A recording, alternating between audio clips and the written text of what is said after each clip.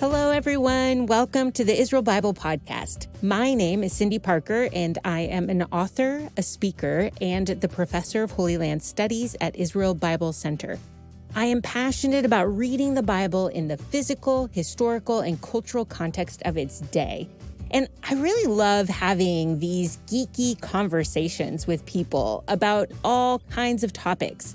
In this podcast, I'd like to invite you to join me as I sit down each week with other faculty members of IBC to discover new aspects of the Bible.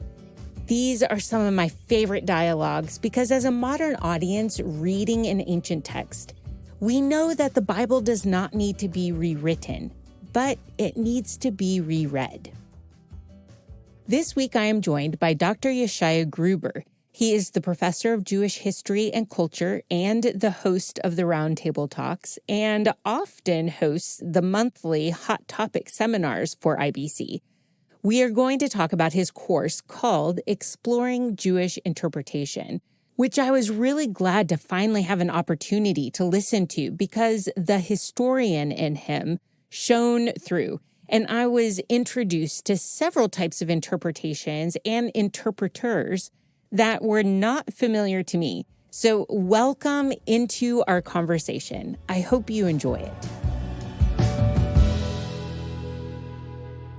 Yeshaya, I really like the way that you organized this class. And then I thought it was really interesting when I was listening to it that you start with dispelling confusion or maybe highlighting assumptions, maybe that people don't actually know that they have. And so you throw out a couple terms, things like there's Jewish, Christian, academic, and kind of separating those out and saying, what do we think about this? Or what's the difference or the correlation between Jewish and biblical interpretation? And it just made me think, as I was listening to the course, I just thought, what is it? I mean, you're an accomplished historian. What is it that has happened in your experience that made you realize you really needed to start with some of these assumptions that people may have? Wow. Well, that's quite a lot to start with. And thank you for your kind words, Cindy. And it's wonderful to be here again, having this conversation. As we were just chatting before we started, we both, like many people, probably most of the people in the audience, are a bit overwhelmed with all sorts of tasks from day to day. And so it will be delightful just to sort of relax for a little bit and have a nice conversation about these interesting topics. So thank you for inviting me again. Yeah, so in exploring Jewish interpretation, why did I want to dispel some confusion or assumptions at the beginning? It's a good question, and I hardly know where to start. Probably you've noticed that there is a bit of confusion in the world about all sorts of things. And we all come with our own assumptions to any topic, of course. And I'm just reminded of Socrates and the famous parable or analogy of the men in the cave chained so that they can only see the shadows on the wall, and they think that's reality. Someone comes and tells them, no, there's a whole world out there. There's an actual sun and there's green grass. And they just can't believe this person who comes to tell them about something that doesn't fit into what they already know. So I thought it was very important to say a few words along those lines, at least at the beginning of the course. I didn't use that parable or analogy from Socrates, from Plato's Republic. That one comes from. But we did talk a little bit about, some of the assumptions people may have when they come to the Bible or when they think about religious experience. I'll give you a very simple one as an example. Very often I get the question, what is the Jewish interpretation of X? And it could be this particular verse in Deuteronomy, in which case I'll say, ask Dr. Parker, because she's a student. She loves Deuteronomy and she knows everything about it. Or it might be a particular verse in one of the prophets. Or it might be a concept like, resurrection or faith or love or something like that. So, the answer to that question in a way is kind of simple. And the answer is no, which is to say there is no single Jewish interpretation of anything, of any verse, of any word, of any concept. What it is a big discussion, a vast discussion that goes across centuries and across cultures, because Jews were spread out all over the world and they were influenced by many different local cultures, from Greek to Persian to European and so forth. If we want to take it into the modern period, the Americas, Latin American culture, North American culture.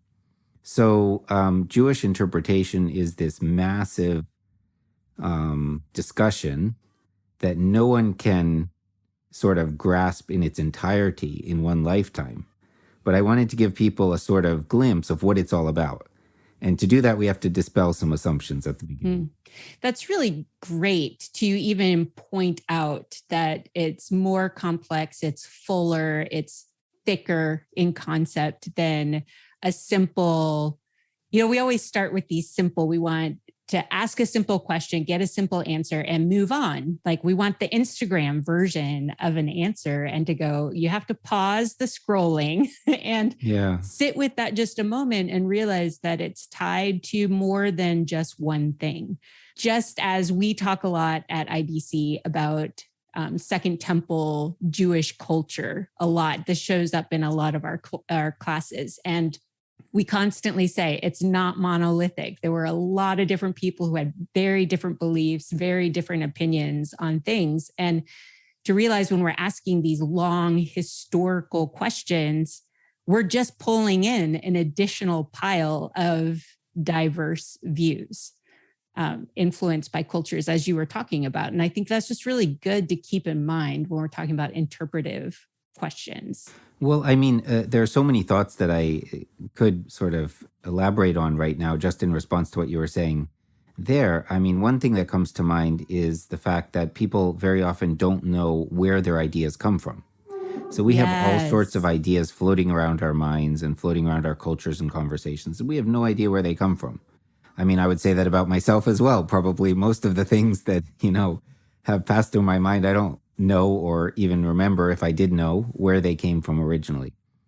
But it is good to get some sense of where things come from, especially if it's sort of directing your life or determining the direction in which you want to go or the approach you have towards the Bible and towards relating with God. It's very good to at least get some sort of sense of where your interpretations and ideas are coming from. So one of the things that we do at the beginning is to talk about Jewish interpretations, Christian interpretations, academic interpretations. And all three of these things are different and they are distinct to a certain extent. And they are all complex because none of them are monolithic in the least. But they also all three overlap to a certain extent. So it is a very complex and shifting ground. And that does go to the question you're raising about how people often want to ask, something simple and they expect a simple answer. But life is more complex than that, and the Bible is more complex than that. So part of what I would like to do in this course, Exploring Jewish Interpretation, is just open up the vista a little bit, open up people's viewpoint to see more possibilities, to understand how many thinkers have grappled with questions and what, is really the landscape of biblical interpretation. It's not a simple question and a simple yes or no answer that gives us the truth, so to speak, but it's an ongoing discussion, like I said. And it's about something that can't be reduced to just a really simple, pat answer. So that's kind of another thing that was coming to mind as you were talking. Towards the end of the course, I get to Rabbi Sachs, who's a very famous rabbi who passed away just last year. And he had a wide appeal to people of all sorts of different traditions and faiths, for that matter, Jews, Christians, and others. And one of the points he made in a text that we looked at in this course is that the Torah, the books of Moses, as we usually call them, what are they about? What's the purpose of them? Is it to tell us about cosmology? Is it to tell us about history? Is it to tell us about how to make bricks or, how to run an economy? Well, yes and no to all those questions, maybe. But the real purpose, in his view, is to suggest how to live, to ask the question, who should I be? Who am I created to be? And what kind of a person should I become? So it's a book of instruction about how to live life. So that's not something that can be reduced to just a simple yes or no or technical pat answer. Especially because the answer to how to live life is embedded in a cultural document, but being asked in a modern time. And so something has to happen there that is going to be an interesting conversation in and of itself. Yes, for sure. And in this course, we go through a wide range of Jewish thinkers from ancient times through the medieval period and into modern times. And we touch briefly on, how they were all influenced by their particular environment, the culture that they lived in, the thinkers that they were exposed to, the discussions that were going on in their day, and how they addressed those things. And of course, all of us who are reading and studying the Bible today are doing the same thing. We're thinking about things in our own context and from our own culture. So it is important to keep that in mind with regard to any interpretation. But also, like you were saying, keep in mind that biblical texts were themselves written in particular cultural, historical, and linguistic contexts. That was one of the things I wrote down about your course that I really appreciated was the fact, and because I'm so context minded and I like the geography parts of things. And you mentioned that when you're talking about the different interpreters. And I remember learning biblical interpretation primarily from a Christian point of view, but these methods or versions of interpretation were just laid out as theories. And it wasn't until I learned how they came out of a cultural context, how they came out of, say, a European modern context or a South American context, that you start to go, oh, now I see why those were the questions they were trying to answer. Now it makes sense that that was the method that developed at that time. And so I just loved how you brought that in the process of doing your course, because it's something I wish I had when I was doing my own study of methods and interpretations. I think it changes everything because it makes you realize like that particular method or interpretation may not be as crucial right now because we're not dealing with the same questions, the same rubs up against our cultural context or societal context anymore. So that was such a valuable part of your class. I just wanted to make sure that I told you thank you for that.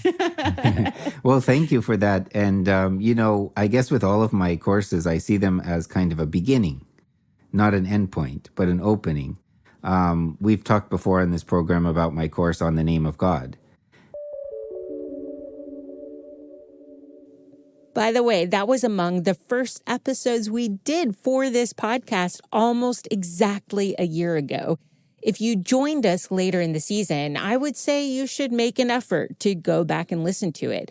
I loved that conversation. I'll add a quick link in the show notes of the episode, but you can also find it on all of your favorite podcast sites or wherever you listen to this episode. Anyway, Dr. Gruber was talking about the method behind how he organizes his course. And in that course, we look at some of the verses that have to do with the name of God, Yud He Vav He, those 4 letters in Hebrew. And then at the end, I tell students, now go and look up the other, 7,000 occurrences in the Hebrew Bible and study them because you can find out much more. And it's kind of the same here. I mean, like, as I said at the beginning of our conversation, Jewish interpretation is such a vast sea that no single person can possibly comprehend all of it in a lifetime. But there are a lot of key points that have been identified as sort of watersheds or turning points or main figures. So what we can do is we can look a little bit at them, try to understand a bit of their background. So that helps with what you were saying, understanding how important that is. People can go further into the background of these scholars and thinkers and linguists, rabbis, if they're so inclined.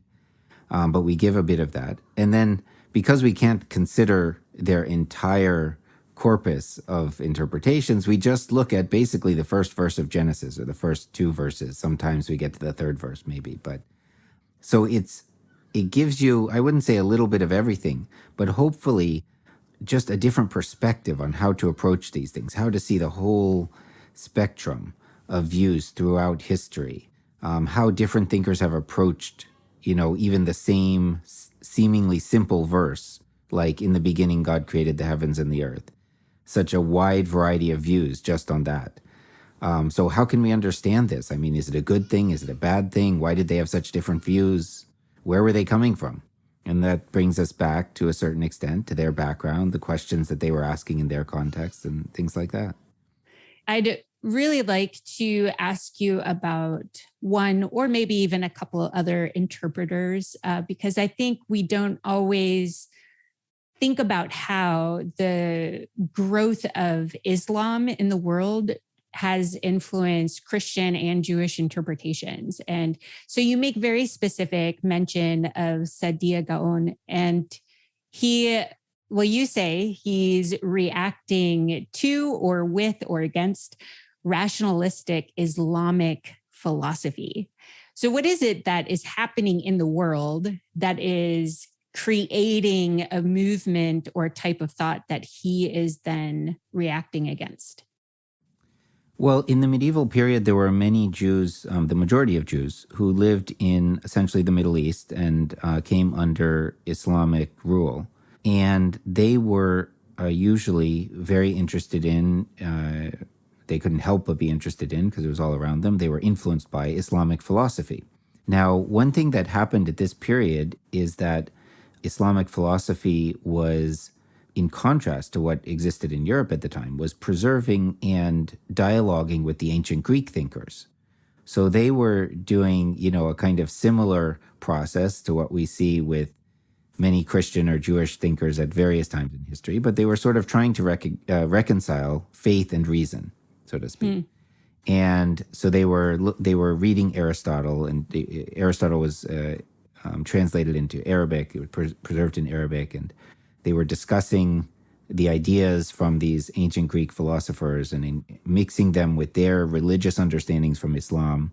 And there were large Jewish communities present in the area as well, who were also reading these texts and who were using those ideas that came out of medieval Islamic philosophy. And like Philo, in his ancient setting in Alexandria, they were using the same terms and concepts to dialogue with the people around them and to develop their own ideas. So Saadia Gaon is just one of many thinkers in this respect. Another one we touch on in the course is Ibn Ezra, very famous linguist and interpreter who did kind of intricate analysis and in a sense tried to rein in the wild religious speculation that, can often hold sway when people aren't balanced by rationalistic considerations, when they have, only the, let's say, religious-based orientation, and they don't also take into consideration common sense and what we know about the world and things like that.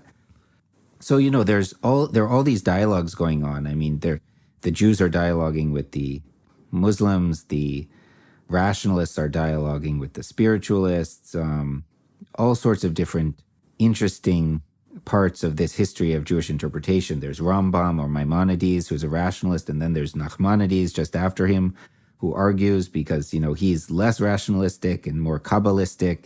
He wants to see the mystical dimension of things. So again, it's this continual argument, and they're often talking about the same texts and the same issues and going back and forth. And by the way, this interaction of Greek philosophy with Islamic thought and with Jews eventually is actually what helps to produce a lot of the European transition to modernity, if you will, the Renaissance and everything that comes after that, as there's this revival of classical learning and attention to textual detail and so forth. So that it's a big part of the story of Western civilization in the end. But again, we see that each interpreter, on the one hand, is discussing in a sort of synchronistic way with his contemporaries, but also diachronically, throughout history, with all of the ones that came before, and trying to reconsider what they were saying. And so Another modern rabbi that I look at is Joseph Soloveitchik, who was very, very important figure in modern Orthodoxy. And so we look at what he says about the beginning of Genesis, but then to understand what he's saying, you have to go back to Isaac Luria, who is a Kabbalist, because he's mentioning that. And to understand that, you have to go back to Rashi. And, so these themes build through the course. We look at one and then the next, and we see how some of the themes get reinterpreted and built on. And Soloveitchik has a really interesting way of looking at Genesis. Again, he's not caught up just in details. He looks at details, but he's not caught up only in the details. He says, well, what is going on here? Man is created out of the cosmic dust. Cosmic dust. Why does he use that expression? It's almost like Philo, the cosmos again. Here we are, back to science. But then he adds in this very Kabbalistic idea from Isaac Luria of tzimtzum, that God contracted himself in order to create the universe. Now, what does that mean? Well, again, it comes from asking these big questions, going back behind the curtain, so to speak, because the question is, well, if God is infinite, as the Kabbalists believed, Ein Sof, how is there room for something else to exist? If something is infinite, wouldn't that be the only thing? So they had this idea of tzimtzum, contraction, that God kind of creates the space for something else to exist by contracting himself, which is an intriguing idea. Now, you can't prove that, of course, but it's a very intriguing idea. And then Soloveitchik puts these two ideas together. Tzimtzum, the idea that God himself contracted, kind of sacrificed a certain aspect of himself for others, for us to be created, combined with, the nature of man coming from the earth. And he says, well, this is morality. This is where you get morality from, what we're supposed to do, how we're supposed to live. I won't give away the entire argument, but just to say, this is the kind of very creative reinterpretation that's going on all the time. Shaya, you remind me of a rabbi I had. I know him more personally than I've only been in one of his courses. He has his students read a whole bunch of things and they come to class and they're like, I can't understand any of it. And he's like, well, of course not. You're not supposed to. This is why you study as a group. This is why you study with a rabbi. And everyone goes, oh, I think your course is a little bit like that. There's Well, I hope so. a lot of things just kind of on the surface that people would go, I don't know how to make sense of that. And it's like, no. But that's why you study with Yeshaya Gruber, because he can help you make sense of that. Well, and I think it's a strong aspect of your class. Well, thank you, Cindy. I hope that I can help people make sense of history and tradition and text and interpretation. Of course, I don't claim to have the answer either. But I think, again, like some of the conversation already has suggested, the goal isn't really to have a precise answer to every little intricate dogmatic question. The goal is more to think along the lines of Psalms, which Rabbi Sachs quotes in the passage I was referring to. What is man? A question to heaven. What is man? Well, who knows? Who could answer that question? C.S. Lewis had an interesting answer to that question. He said it wasn't exactly an answer to the question of what is man, but he said something like, to be a son of Adam or daughter of Eve, that's the way he wrote very often, is enough to stoop the shoulders of the greatest conqueror, something like that, and to lift the head of the poorest beggar. I'm butchering it, but it's something like that. The whole Bible is filled with this sort of speculation about our in-between nature. The same psalm says, a little lower than, I think, the Elohim in Hebrew, like a little lower than the spiritual beings. We're kind of in between the creator and the earth, between God and animals. We're sort of have a spark of the divine, but we also have this animal nature, which goes back to the commandments in the Torah as well, which is why there are certain things that as humans, God told Israel, you have to take a time out and wash yourself and cleanse yourself when these aspects of your animal nature come out, so to speak, everything to do with birth and death and sex and blood. It's not the same as God. It's not the same as the divine. So we have to deal with that in some way. So that too is talking about this relationship. What is man? So maybe we can end with that question, which is not an easy one to answer. Actually, I do have one more question for you, which is just because you've mentioned Kabbalah a couple times in our conversation, and I just know because of behind the scenes look at IBC, you are coming out with a course on Kabbalah. So can you give our listeners, this will be the first reveal, those who are listening to the podcast, what kinds of things can they anticipate that will be in that course? Yes, coming out Bezrat Hashem very soon. Working on it. There's a lot of material. And the course is called Kabbalah in the Bible. I think that many people have sort of extreme reactions to the idea of Kabbalah or Kabbalah. They fall into two camps usually. One, they're very excited in this very mysterious type of secret knowledge, and they want to jump into it and find the real answers to the questions. It's almost the same motivation as we were talking before. What's the answer? But the ordinary answers don't suffice. Everyone knows that. They often don't make sense. They're not satisfying. So what's the real secret answer? I want the secret answer, from this mystical tradition that's going to tell me the real solution to things. And then on the other side, you have people who view Kabbalah as the occult and forbidden sort of spiritism that's opposed to what they might view as true religion or the right way to worship God or things like that. And they would be very wary, if not afraid, of this sort of mystical approach.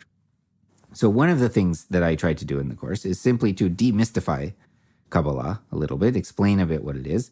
It's also quite varied. There are many different modes of Kabbalah. It's true that some of them are things like practical magic or, what people sometimes call white magic. That is part of it, although I think that's not the main part of it.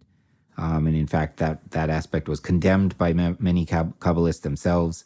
Other modes are more philosophical or even mathematical, having to do with manipulation of numbers, speculation about the nature of things in the world. More is sort of theological or theosophic along the lines of this Tzimtzum idea. It's not something that can be rationally proven, but for some reason, it's worth speculating about. Well, again, it's part of that relationship. How do we even exist if God is Ein Sof, if God is infinite, and why? So there's no single answer to that. And maybe the Kabbalists make a mistake, those of them that think they found the answer. So I kind of go through the different modes of Kabbalah, different types of interpretations. We consider Kabbalistic views of creation, of the spirit, of humanity, men and women, of love, of the purpose of life, of relationship with the divine. And, I'm not necessarily in either course, the Kabbalistic one or the Jewish interpretation one that's more general. I'm not necessarily advocating all of these interpretations or even any of them for that matter. I just want people to gain a broader exposure and appreciation for the ways that people have negotiated this most important question. What is Adam? What is humanity? And how can we live properly in this world trying to love God and our neighbor?